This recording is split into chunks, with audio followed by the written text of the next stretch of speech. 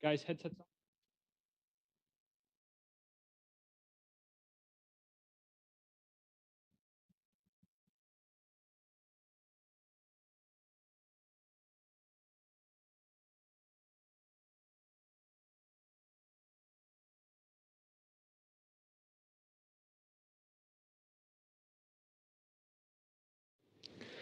Hello. Right now, we are joined by Fnatic, who are coming off of their victory against FPX. In the room, we do not have a Turkish translator, so if you do have any questions for Alfaheri, please keep them simple. We will begin with questions from remote media. Please use the Zoom hand raise feature to signal if you have a question. We'll begin with Rabia from Jinx.tv. Hello guys, congratulations on the win. My question is for Alfaheri. It is your first LAN event, and how is your experience right now, given that you're very young as well? Yeah, I'm feeling good right now. It's my first match, but I will be strong the next match. My team experience is really good, yes. And they are so good, and I love my teammates. And yes. I love you too, bro. I love you too. Thank you so much. Thank you. We'll take the next question from Ian St. Lawrence from Valoranting. From my perspective, it felt like a very dominant match for Boaster and Mini.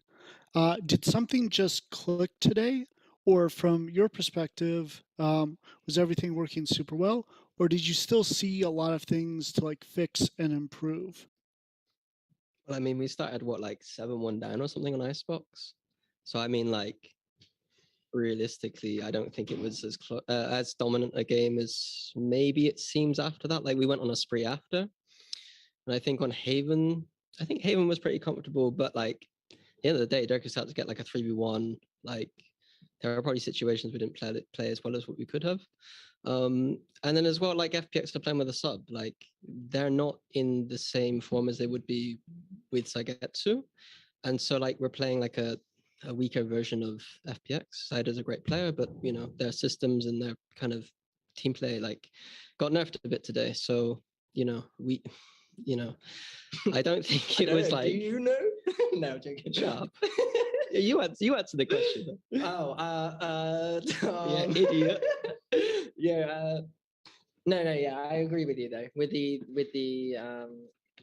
With Sagetsu, because they're not like their full roster, and they had us that kind of close on Icebox.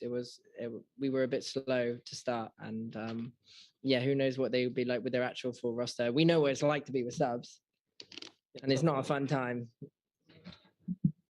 I mean, Sagetsu's sick too. You know? Thank you. We'll take the next question from Declan from Deserto. Yeah, hi, this one's for Boaster.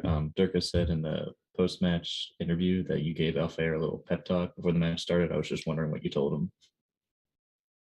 I said, Alfaheri, you got the biggest dick here, bro. Go in. No, I didn't actually. I just Can't say that. No, I just said it was. I kind of got the vibe similar to Trials when Alfaheri was a bit flustered at Trials or a bit nervous. And I was just like, we know how good you are, bro. Like, you don't need to be flustered here. Just go and do your thing. And I think it was the same with Icebox. I don't even think he was nervous. I think he just got unlucky. And then in certain rounds where his head just got blown off. And then he pressed his tab and like he sees himself there and he's like, oh, I don't want to be here. And I was just thinking like, it doesn't matter, like in these kind of scenarios, you just kind of focus in and you're gonna pop off the next round. I believe it, bro. You go in and you do it. And then he goes and gets 2 kills. And I'm like, there you go. There we go. That's what we like to see. And then Haven, it was no sweat for him. He had some really big rounds there, and super proud of him for his first performance. Thanks. Thank you. We'll take the next question from Scott Robertson from .esports. Thank you. This can be either for Boaster or for Coach. How do you, when you have a player like Derke on your team, and you know, obviously he's not the only contributor on this team, but when you have someone of his level, you know, does it just make the idea of planning and map selection and preparing for opponents, does it just make everything easier? I don't think it changes our prep as much. I mean, sometimes we're just like, yeah, Derke is gonna just shit on this team essentially, because we know that like they're not gonna have the capabilities of kind of like pushing him away from certain things. But at this kind of level, like that's not really the case as much. Like usually you're kind of like Derke, like you probably here or there, like you're gonna be like in a bit of trouble. I think generally what it means is that our strategy is built differently than other teams. Like Derke is able to do things that other players aren't, and he's able to like make our strategy a little bit easier for the rest of the team, and we're able to kind of like give him less resources, and the rest of the team gets more resources. Thank you. We'll take the next question from Kobe Zucker from Upcomer. A question for Mystic. When we talked ahead of this event, you said that DRX was your team to face coming in. Now that you guys have had time to watch them and see what they do and watch the other teams as well, are they still your team, the number one team that you guys want to face, or that you personally want to face? Yeah, well, yeah, I don't know about the team, but I personally want to face them again. You know, like we played them before, and I think, you know, we saw some good Valorant. Yeah, their play style is very structured, you know, and I think there's something that like we look up to a little bit, and you know, we study it, you know, but you know, we're playing our own game, and I think right now, I think they're just a little bit worse, you know, than us. Can't be saying that, Mystic. Yeah. We lose now. They're more. Well, before I used to say we're just the better DRX, you know. I think they're just the worst Fnatic now. So yeah, I would say him. Thank you. Thank you. We'll take the next question from George Geddes from Esports. Thank you. My question is for my question is for Derke. Sorry, I almost called you Magneto there. I apologize, slip of the tongue. I have a question regarding Chamber as an agent. Obviously, you play him to a very high ability, let's say. Would you like to give your thoughts on what you think about him as an agent? Do you think he should be nerfed or buffed? Maybe, I don't know. You know. So please give us your thoughts on Chamber. What do you think? I think Chamber should be nerfed a bit with the TP and maybe the guns, because it just like I can shoot once with open, grab my like Diga and shoot instantly with the two, which is like a bit broken. But I think what I felt like coming to this LAN and playing the first map, like first two maps, I feel like Chamber is 10 times stronger on LAN than online, because the way you just hold off angles, like you just have more advantage, and it feels like every shot just hits. It's like just so much easier. But I still think like he should get a nerf. Thank you very much. Thank you. We'll take the next question from Aaron from Nerd Street. Hey guys, congrats on the win. This question could be for anybody who feels like answering it. I wanted to ask, this is FPX is a team you've played against quite a bit, but who also went through some extraordinary circumstances in getting to Copenhagen for this tournament, and just around 3 other players, specifically with what's happening in their home countries. Can you just talk to me about how you feel about them? I mean, how is it an accomplishment to you just for them getting to this tournament and being able to compete, for them doing as well as they did with substitutes? Can you just speak to, you know, how you feel about where they are right now? Yeah, I can get this one. FPX are a team that is really interesting to play, because every time you face them, they show up with new stuff. Like one time they play Yoru, and then they try to play Fade, and like they have new comps. So you work to prepare for them, and then they show up with something completely different, and you have to adapt on the fly. And we practice this ability to adapt with the team, and we are actually quite good at it. But I think it's the 4th time that we play them, like in the last 3 weeks or something, I don't know. And imagine you qualify to Copenhagen, yeah? And then you take a plane and you come here to Copenhagen to play on LAN. And then you see the bracket and you're like, oh, we can play FPX next game. And then we can maybe play Guild, yeah? Like, what's going on, you know? We've gone from playing them our bedrooms against them to play on Yeah, I'm play like, on a stage against them. So. we're gonna play against Japan, Brazil, like so hyped, and Korea. Wow, like, this is so hyping, yeah. You, this FPX and Guild all over again. Come on, So facing them today was challenging because once again, it's FPX. They adapted and they tried to bring something new, and we like to play against them definitely. Yeah. I think also they're like clearly one of the best teams in the world. Like if they actually had their full roster at Iceland, I went to Iceland, and if they came here with a full roster, like they would finish top 3. Like they would finish top 3. So and like the people talking crap about EMEA after Iceland, like FPX and us are like 2 of the best teams in the world. Like there's no doubt. All right, mate. I need you to follow me right. Dude, sass finger. You tell him. We got Paper X now. All right. Let's move on to the next question. We'll take it from Arnab. Hi guys, congratulations. I just wanted to ask a booster. We saw Benkai said that you guys the only team who would dare to choose bind against PRX, and you guys will be facing them next. So where can we see bind on the next match? So until we actually have a look at Paper X and see kind of where their kind of map tier list is, we don't know what we're gonna pick. Could be Breeze, we do like that one. So yeah, it's hard to say. So we used to be a formidable bind team back in the day, way before Alfaheri Enzo's time. Was it before Derke's time? Yeah. Well, yeah, way before Derke's time then. But maybe we'll have to bring it back and show them the olden days style of complete ownage. No, but yeah, who knows? Who knows? We'll see once we get Minnie and I get on the old VOD anti-stratton and whatnot. Thank you. We'll take the next question from FD News Facundo Dominguez.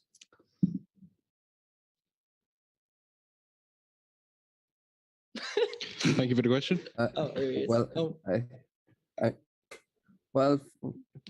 First of all, congratulations for the win. It's a personal thing that I want to say is, can you send a message to the Latin American community that's cheering for you? And my question is, how do you see for the rest of the tournament?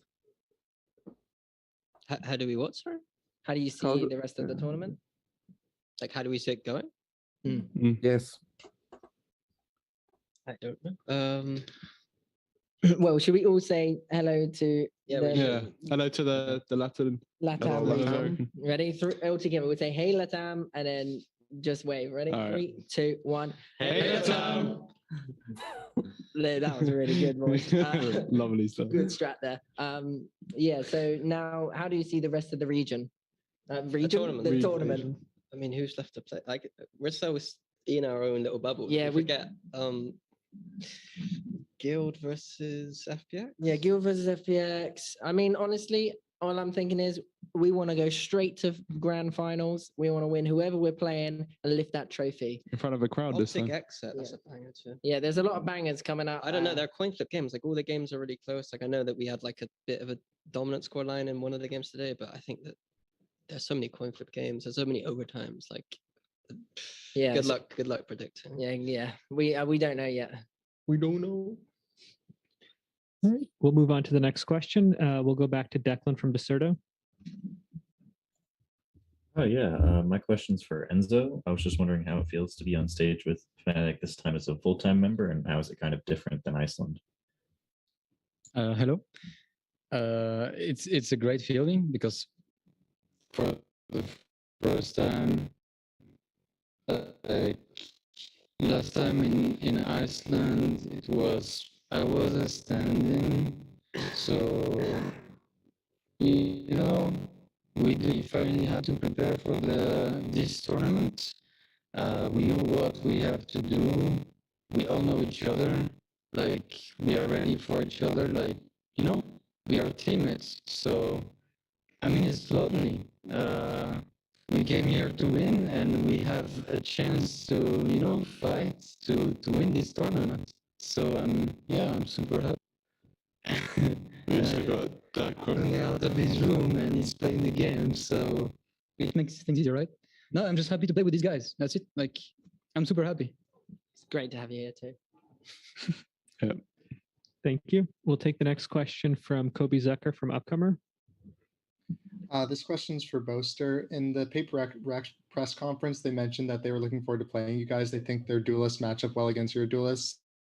So my question is, how do you think the matchup's going to go? And also, if you can give us a hint, what do you think the walkout with Benkai is going to look like? Oh yeah, I get to walk out with Benkai. Yo, no hints there. You'll just have to wait and see. As for the game versus Paper, yeah, super excited to play them. We've never played against them before. We've seen them at events, and we've seen them kind of online doing their thing in the APAC region, and they definitely have some firepower, but we've got some firepower too, and it's going to be a banger of a match. I got a feeling, I'll let you know once we get the anti-strats going, see what they're kind of doing, because I don't even know what they do. All I know is I'm going to be in the buy round phase, and I'm going to be like, right, so what we want to do, buy round goes up. So what we want, whoa, they're pushing us everywhere. And that's kind of what's going to be happening, I imagine. Thank you. We'll take the next question from Ian from Valoranting. Hi, this is for Derke. For Haven, you can't pick yourself. Who did you see as the MVP of that map? Oh, that's that one. Mini. Yeah, Mini. Yeah, Mini. I think Alpha stepped up really well after Icebox and had a huge round, especially like last round. And like even Buster did well on both of the maps, so it's like one of them. Thanks. No problem. Unlucky boys. Thank you. I'm taking it, Alpha mate. We'll take the next question from Diego from VLR. Hey guys, I've got a question for Mini. When you were eliminated from Reykjavik, I remember you said that one of your main issues as a team was overdependence on the system that you and Boaster had built and an over-reliance on Derke. So how have you worked to fix that in the recent months? We got Derke we just decided Derke would kill even more. That's what we did. No, I think that adding Enzo into the team full-time really helped us kind of like have someone there to support Jake and kind of just have more of a supportive element that meant that like when the rounds break down in those weird ways, we don't have to like go on a script. Like we're playing a lot better unscripted. And I think there's two reasons for that.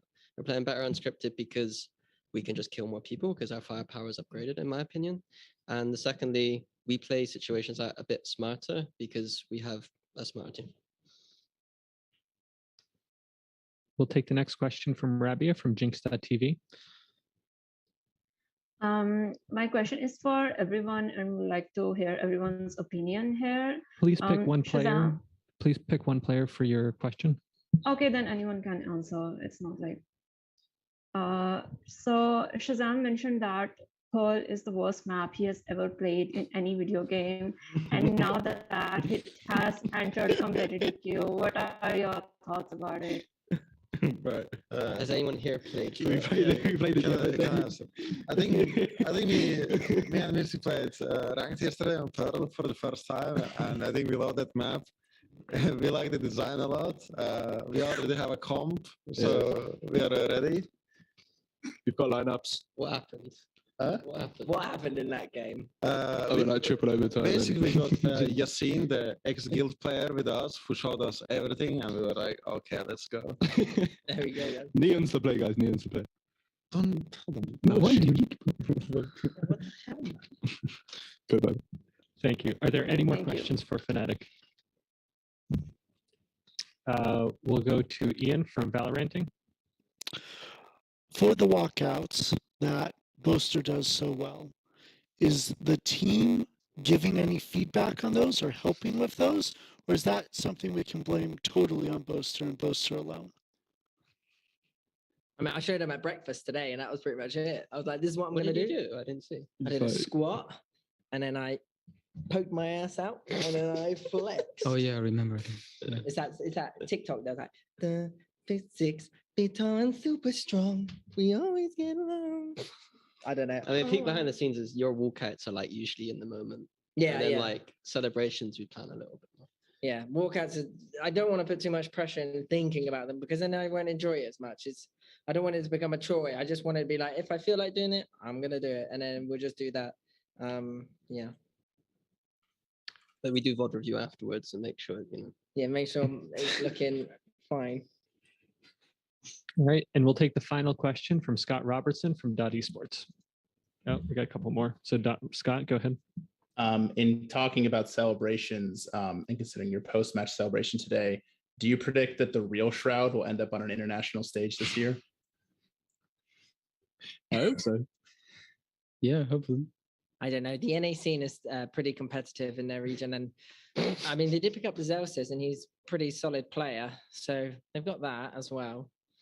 It's just hard to say, isn't it? Really, I don't think so. Like he's just come into the game. Probably not. Obviously both. The focus is so much on Shroud, but like Zeus is Zeus is like the perfect player for Sentinels. Like in terms of brand and skill, like he's just so good. And so like it's kind of funny that Shroud get the highlight when Zeus was actually a really good pickup. So if they actually pick someone up instead of Shroud, like who was a bit more like Zeus, like I think absolutely. But I think it's going to be interesting to see. Yeah. We don't know. We're not even in NA. We don't even get to play ranked for Shroud, so who knows? All right, and we'll take the final question from Rabia from Jinx.tv. Now that we are talking about the post-match celebration, whose idea was it? I came up with it with Yinsu. We were talking about. I told her about an idea I had where we meme on Shroud, and then she was like, "No, don't do that. What you'll do is that one of you just comes in and the other people just fangirl, fanboy, like just fan over him and be like, oh my goodness, worshiping him and stuff." So yeah, we didn't even rehearse it. I was just like, boys, just pretend, and then just pretend Mini's Shroud, and we have to go crazy. Good acting, man. It was actually good acting. It was actually, you're standing there looking Shroudish. You're missing the coffee, man. We believed it. He's better than Panda, bro. Oh wait, in the outfit, the little panda outfit you had to wear. We should have put that here. All right. Thank you so much. Fnatic, thank you so much for taking the time to speak with us today. This will conclude the final post-match press conference of the day. Thank you. Thank you. Thank you, Chuck.